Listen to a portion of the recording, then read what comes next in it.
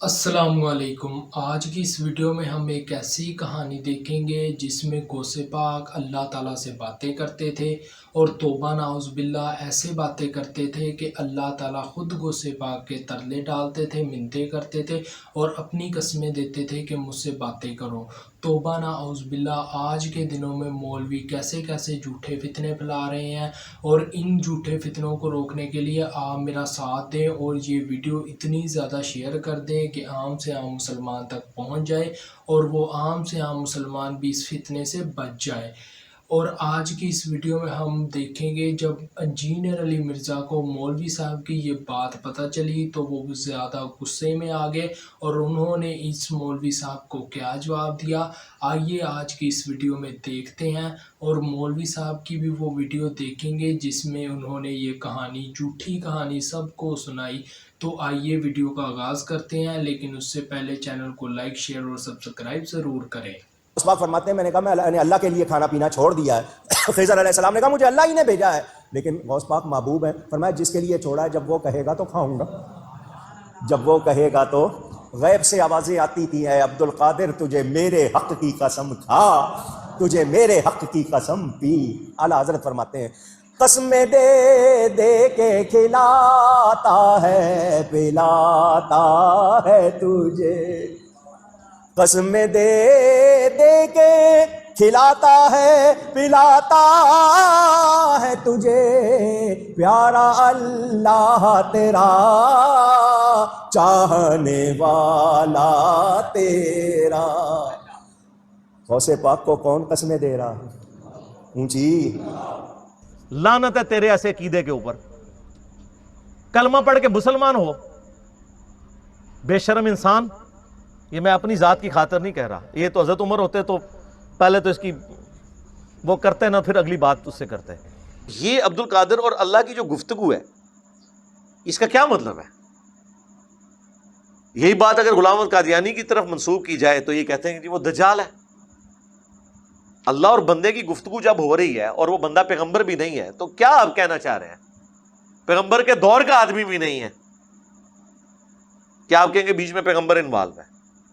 تو پھر آپ امت کو کیا کہنا چاہ رہے ہیں؟ اور اس بات کا جواب ان کے پاس کوئی نہیں ہوتا جب آپ ان سے پوچھیں۔ تذکرۃ الاولیاء جو تصوف میں ایک ٹیکسٹ بک ہے، بزرگان دین، بزرگان دین تصوف، دین اسلام نہیں، ان کے بزرگوں کی، اس میں آپ پڑھیں تو سارے بزرگوں کے بارے میں آپ کو بالکل ملے گا وہ ڈائریکٹ اللہ سے باتیں کر رہے ہیں۔ رابعہ بصریہ کا آپ کھولیں گے چیپٹر، رابعہ اللہ سے کچھ کہتی ہیں، اللہ پھر رابعہ سے کچھ کہتا ہے۔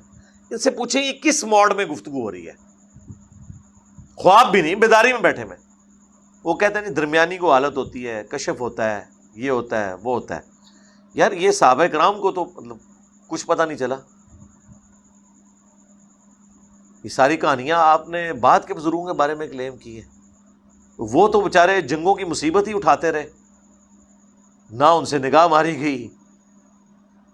آپ دیکھ لیں جب قادسیہ ہوئی ہے تو حضرت عمر مدینے کے باہر جا کے انہوں نے پڑاؤ ڈال دیا تھا کہ جب باہر سے کوئی خبر لے کے آئے تو مجھے پہلے پتہ چلے کہ ادھر کیا بنا ہے قادسیہ میں۔ ظاہر ہے اتنی بڑی جنگ تھی، وہ حضرت عمر ٹینشن میں تھے کہ اگر جنگ ہاری ہے تو میں پھر پیچھے سے کوئی اور پھر فوجی روانہ کروں یا ہم ریٹریٹ کریں اور کوئی اس کے لیے کوئی حکمت عملی تلاش کریں۔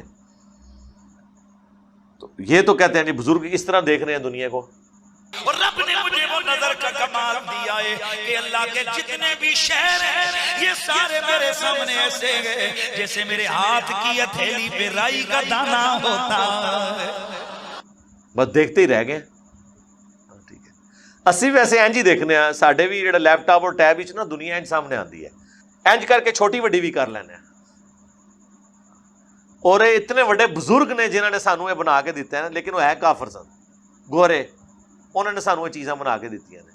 3D ویو بھی ویکھ لینے ہیں، جا دیکھ لیں، صحیح بخاری میں موجود ہے، صحیح بخاری کے اندر کہ نبی الاسلام کے مبارک زمانے میں ایک دفعہ بادل آ گئے تو صحابہ اکرام کہتے ہیں ہم نے روزہ افطار کر لیا، بعد میں سورج نکل آیا، تو پھر وہ تابعی کہتا ہے پھر روزے کی قضا کی، انہوں نے کہا اس کے سوا تو چارہ ہی کوئی نہیں تھا، آج بادل نکل آئے، بادل آ جائیں کالے تو جو مرضی ہو جائے، ہم تو گھڑی اور ٹائم ٹیبل کے بغیر روزے ہی نہیں کھولیں گے۔